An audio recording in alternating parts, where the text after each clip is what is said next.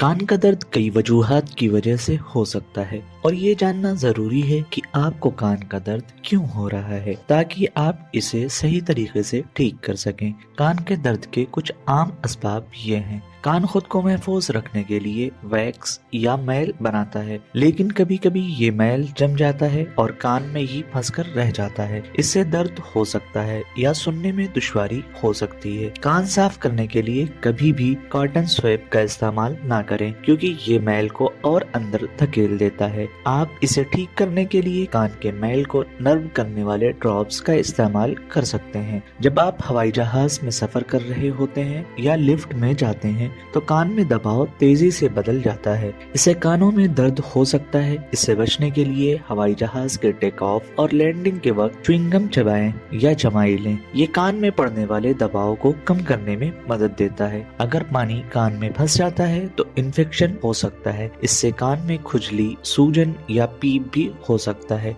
इसे रोकने के लिए नहाने के बाद कान को सूखा रखें। सर्दी या एलर्जी की वजह से आपका साइनस सूज जाता है और मिडिल एयर को ब्लॉक कर सकता है। इससे कान में दर्द हो जाता है। कभी कभी कान का दर्द दरअसल दांत के मसले या जबड़े के दर्द यानी TMJ की वजह से होता है। इन मसाइल की वजह से कान के आसपास दर्द महसूस हो सकता है। अगर कान का दर्द ज्यादा दिनों तक रहे और इसके साथ बुखार या गले में खराश भी हो तो एक ENT स्पेशलिस्ट को जरूर दिखाएं।